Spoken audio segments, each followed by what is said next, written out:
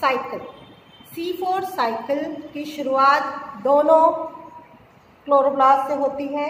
Mesophyll cell का chloroplast है ये, और ये है बंडल शीथ सेल का क्लोरोप्लास्ट। स्टार्टिंग हो रही है मीजोफिल सेल के क्लोरोप्लास्ट से। आप देखिए ये मीजोफिल सेल के क्लोरोप्लास्ट है। इसमें क्या होगा, प्लांट के अंदर बाहर से CO2 प्रवेश करती है, किसके माध्यम से, स्टोमेटा।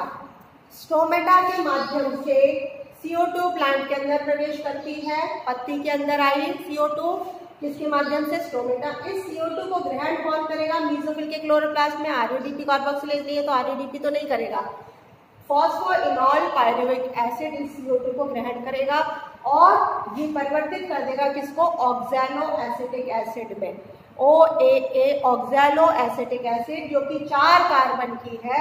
इसलिए इस साइकिल को नाम देते हैं C4 साइकिल, क्योंकि प्रथम स्टेबल कंपाउंड कौन सा बन रहा है, ऑक्सैलो एसिटिक एसिड, जिसमें 2 कार्बोक्सिल ग्रुप थे, डाई कार्बोक्सिलिक एसिड भी इसको कहते हैं, इस साइकिल को। फिर ये oxalo acetic acid NADPH plus H+ से 2 H ले लेगा और किसमें परिवर्तित हो जाएगा, मैलिक एसिड में। मैलिक एसिड और ये NADP रह जाएगा, क्योंकि इसमें दोनों H देंगे मैलिक एसिड को। मैलिक एसिड का निर्माण होने के बाद मैलिक एसिड चला जाएगा बंडल शीथ के क्लोरोप्लास्ट में। ये देखिए ये ऊपर आ गया बंडल शीथ का क्लोरोप्लास्ट। ये मैंने अलग अलग कर रखे, ये है, ये जो कुछ हो रहा है ये हो रहा है मीजोफिल के क्लोरोप्लास्ट में, यहाँ जो कुछ हो रहा है बंडल शीथ के क्लोरोप्लास्ट में मैलिक एसिड ने प्रवेश कर दिया। मैलिक एसिड उसके साथ NADP जो ये मिला था, अब इसमें क्या होगा, ये मैलिक एसिड जो है इसमें से अपने 2 H NADP को दे देगी। मैलिक एसिड जो कि 4 कार्बन की है, इसमें से 1 कार्बन निकल जाएगा CO2 बनकर, 2 H निकल जाएंगे जो NADP को रिड्यूस कर देंगे और बाकी बचा हुआ रह जाएगा पायरुविक एसिड। यानी मैलिक एसिड और NADP मिलके हमें क्या देंगे, पायरुविक एसिड। 1 कार्बन निकल गया, क्योंकि पायरुविक एसिड में 3 कार्बन होते हैं, CO2 और NADP रिड्यूस होके NADPH प्लस H+ बन गया। ठीक है, अब ये जो CO2 निकला है ये प्लांट के अंदर निकला है, ये वाला तो बाहर से आया था जिसको ग्रहण किया था फॉस्फोइनॉल पायरुविक एसिड में। ये जो CO2 निकला है ये प्लांट के अंदर निकला, और किसमें निकला है, बंडल शीथ के क्लोरोप्लास्ट के अंदर। बंडल शीथ के क्लोरोप्लास्ट में जो अचानक ये इतना सारा जो CO2 निकलेगा, इसमें कौन सा होता है, रुबिस्को एक्टिविटी होती है। मैंने कहा ना RUDP कार्बोक्सिलेज की एक्टिविटी है बंडल शीथ में, तो इस CO2 को ग्रहण कर लेगा RUDP, रिबुलोज डाइफॉस्फेट, इस CO2 को ग्रहण कर लेगा और क्या बनाएगा, जो C3 साइकिल में बनता है फॉस्फोग्लिसरिक एसिड। और ये फॉस्फोग्लिसरिक एसिड पूरा वही C3 साइकिल का प्रोसेस करके हमें स्टार्च बनाएगा। क्या बनाएगा, ग्लूकोज, और ग्लूकोज किसमें चेंज हो जाएगा, स्टार्च में। तो यहाँ पे बंडल शीथ के क्लोरोप्लास्ट में C3 साइकिल भी चल रही है। इसके अलावा ये जो पायरुविक एसिड मिला था, ये पायरुविक एसिड ट्रांसफर हो जाएगा वापस किसमें, मीजोफिल के क्लोरोप्लास्ट में आ जाएगा। मीजोफिल के क्लोरोप्लास्ट में जब पायरुविक एसिड आता है, ये ATP के प्रेजेंस में पायरुविक एसिड किसमें चेंज हो जाएगा, phosphoenol pyruvic acid. Pyruvic acid phosphate लग जाएगा तो बन जाएगा फॉस्फोइनॉल पायरुविक एसिड, और ये वापस हमारे पास फॉस्फोइनॉल पायरुविक एसिड तैयार है किसको ग्रहण करने के लिए, CO2 को। क्योंकि बार बार ये PEP यूज होगी, इसलिए इसको वापस भी लाना जरूरी है। जैसे C3 साइकिल में RUMP वापस रीजनरेट हुई थी, इसमें क्या रीजनरेट होती है, PEP, फॉस्फोइनॉल पायरुविक एसिड। तो ये जो साइकिल चक्र है आप देखिए, मीजोफिल के क्लोरोप्लास्ट से शुरू होता है, बंडल शीथ में जाता है, बंडल शीथ से वापस मीजोफिल के क्लोरोप्लास्ट में आके ये कंप्लीट होता है। इसको अब हम फॉर्मूले के जरिए पूरा देखेंगे।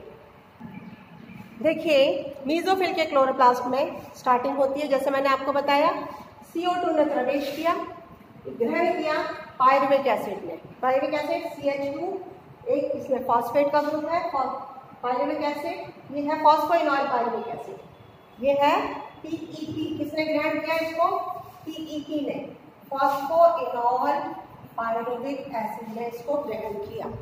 PEP ने किसको ग्रहण किया, CO2 को ग्रहण किया। PEP ने 3 कार्बन का है, ये PEP कार्बोक्सिलेज एंजाइम है। आप देखिए ये जो CO2 का कार्बन और ऑक्सीजन मिल करके और ये फॉस्फेट अलग हो जाएगा, ये बन गया 4 कार्बन का compound, COH, COH, C double bond O, CH2 oxalo acetic acid plus inorganic phosphate, ये अलग हो गई। 3 कार्बन इसमें, एक कार्बन CO2 का मिलकर ये 4 कार्बन का कंपाउंड 2 COH ग्रुप बन जाएंगे इसमें।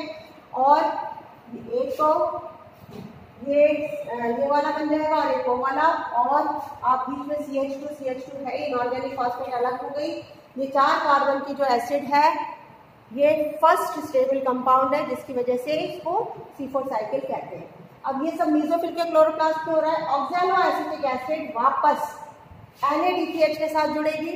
ऑक्सैलो एसिटिक एसिड ये क्या है, OAA, ऑक्सैलो एसिटिक एसिड। ये ऑक्सैलो एसिटिक एसिड है, NADPH प्लस H+ से 2 H ले लिए और एंजाइम है मैलेट डिहाइड्रोजनेज, क्योंकि मैलिक एसिड बनेगी और हाइड्रोजन को रिमूव करेंगे, ये 2 हाइड्रोजन, इसलिए इसको नाम दे दिया डिहाइड्रोजनेज।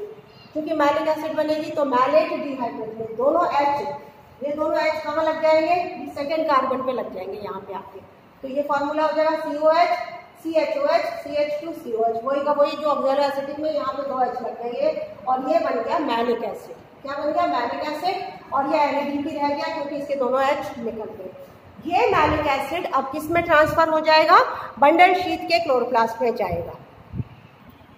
देखिए आप थर्ड स्टेप में क्या होगा, जो बंडल शीट क्लोरोप्लास्ट में कौन पहुंच गया, ऑक्सैलो एसिटिक एसिड, जो किस में बना था, मीजोफिल में बना था। अब वो किस में, आप लाइन डायग्राम देखिए, वो वापस किस में ट्रांसफर हो जाता है, मीजोफिल के क्लोरोप्लास्ट में। ऑक्सैलो एसिटिक एसिड, ये है ऑक्सैलो एसिटिक एसिड, ये ऑक्सैलो एसिटिक एसिड किस में आ गया, बंडल शीट के क्लोरोप्लास्ट में, प्लस उसके साथ NADP की है। अब इसमें से वापस क्या होगा, मैलिक एंजाइम इसमें काम करेगी और ये दोनों H वापस इसमें से निकल जाएंगे और किसमें लग जाएंगे, NADP में। ये दोनों H निकल के NADP में लग जाएंगे। देखिए ये NADPH प्लस H+ हो गया और ये C डबल बॉन्ड O रह गया, यहाँ पे C डबल बॉन्ड O रह गया, प्लस यहाँ से ये CO2 भी निकल जाएगी, ये CO2 भी निकल गया इसमें से, और ये हमारे पास ये बन गई पायरुविक एसिड। CO2 निकल गया और हमको यहाँ पे मिल जाती है पायरुविक एसिड। समझ गए ये वाला, ये पायरुविक एसिड प्लस ये CO2 निकला है, यहाँ से ये CO2 निकला है, ये CO2 अलग आ गया। ये जो 2 H है, ये 2 H NADPH में लग गए और बाकी ये वाले जो H है वो इसके साथ मिलकर यहाँ पे क्या आ गया, CH3 आ गया, NADPH प्लस H+। ये जो CO2 निकला इसको RUDP ग्रहण करेगी, क्योंकि किसमें काम हो रहा है, ये बंडल शीट के क्लोरोप्लास्ट में, जहाँ पे RUDP कार्बोक्सिलेज एंजाइम है। इस CO2 को RUDP ने ग्रहण कर लिया और ये C3 साइकिल यहाँ पे हो जाएगी, यहाँ पे एक C3 साइकिल होगी बंडल शीट के क्लोरोप्लास्ट में। ये जो पायरुविक एसिड बनी है ये वापस ट्रांसफर होकर किसमें आ गई, मीजोफिल के क्लोरोप्लास्ट में। मीजोफिल के क्लोरोप्लास्ट में ये पायरुविक एसिड आके ATP के साथ जुड़ती है और ATP के साथ जुड़ने के बाद में ये बनाती है फॉस्फोइनॉल पायरुविक एसिड। एंजाइम काम करती है पायरुवेट फॉस्फेट काइनेज, और ये बन गई फॉस्फोइनॉल पायरुविक एसिड। AMP और इनऑर्गेनिक फॉस्फेट के मॉलिक्यूल अलग निकल जाते हैं। ये फॉस्फोइनॉल पायरुविक एसिड पुनः जाके मीजोफिल के क्लोरोप्लास्ट में निकली है, ये बनी है, और ये वापस से किसको ग्रहण करेगी, CO2 को ग्रहण करती है और तैयार है वापस C4 साइकिल को। तो जब C4 साइकिल होगी उसके साथ में एक C3 साइकिल भी होएगी बंडल शीट के क्लोरोप्लास्ट में, इसीलिए इसको क्रांज एनाटॉमी नाम दिया है। बंडल शीट का क्लोरोप्लास्ट भिन्न है, साइज में बड़ा है और उसके अंदर RUDP कार्बोक्सिलेज की एक्टिविटी होती है। मीजोफिल का क्लोरोप्लास्ट डिफरेंट है, उसके अंदर PEP कार्बोक्सिलेज की एक्टिविटी होती है। अब लास्ट में मैं बताऊंगी C4 और C3 प्लांट्स में अंतर क्या है। C3 प्लांट्स जिनमें C3 साइकिल होती है, C4 प्लांट जिनमें C4 प्रकार की साइकिल होती है, कार्बन का फिक्सेशन होता है। अंदर देखिए, आप लोग सब दोनों साइकिल आपने पढ़ ली हैं और चूंकि दोनों साइकिल आप पढ़ चुके हो तो आपको अच्छे से अब समझ आ जाएगा। C3 प्लांट्स इधर मैंने लिखे हैं, C4 प्लांट। C3 प्लांट्स में सबसे पहले CO2 को कौन ग्रहण करता है, RUDP। यहाँ पे कौन ग्रहण कर रहा है, phosphoenol pyruvic acid. C3 plants में प्रथम स्टेबल कंपाउंड बनता है फॉस्फोग्लिसरिक एसिड, यहाँ पे बनता है oxalo acetic acid. C3 plants में प्रथम स्टेबल कंपाउंड 3 कार्बन का, इसलिए C3 साइकिल कहते हैं। यहाँ प्रथम स्टेबल कंपाउंड 4 कार्बन का, इसलिए C4 साइकिल कहते हैं। C3 प्लांट्स के एनाटॉमी में, लीफ के एनाटॉमी में सारी कोशिकाओं में एक जैसे क्लोरोप्लास्ट होते हैं, और जबकि C4 प्लांट में दो तरीके के क्लोरोप्लास्ट होते हैं। बंडल शीट का क्लोरोप्लास्ट बड़ा होता है और मेसोफिल का क्लोरोप्लास्ट छोटा होता है। C3 प्लांट्स में केवल एक ही साइकिल चलती है, C3 साइकिल, लेकिन C4 प्लांट्स में दो तरीके की साइकिल चल रही है। C4 साइकिल भी चल रही है दो, और C3 साइकिल भी चल रही है बंडल शीट के क्लोरोप्लास्ट में। ठीक है, अब देखिए ये जो C3 प्लांट्स हैं, वातावरण में जब CO2 की मात्रा 50 से 150 ppm हो जाती है, उसके बीच में ही ये CO2 को ग्रहण करके प्रकाश संश्लेषण का कार्य करते हैं। यानी प्रकाश संश्लेषण की प्रक्रिया होने के लिए C3 प्लांट्स को 50 से 150 ppm की मात्रा में CO2 चाहिए, 50 से 150 पार्ट्स पर मिलियन की।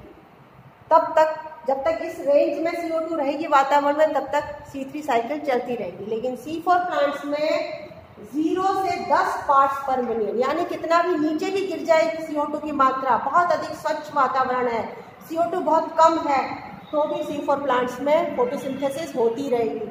लेकिन C3 प्लांट्स में 50 से नीचे अगर गिर जाती है CO2 की मात्रा वातावरण में, तो प्रकाश संश्लेषण रुक जाता है। उस केस में क्या होता है कि जो RUDP CO2 को ग्रहण कर रही थी वो अपंग हो जाती है और वो ऑक्सीजन लेना शुरू कर देती है, और एक डिफरेंट प्रोसीजर जिसको कहते हैं फोटो रेस्पिरेशन होना शुरू हो जाता है। यहाँ पे प्रकाश संश्लेषण की जगह CO2 की मात्रा कम होते ही RUDP ऑक्सीजन लेना शुरू कर देगी और फोटोसिंथेसिस की जगह फोटो रेस्पिरेशन शुरू हो जाएगा।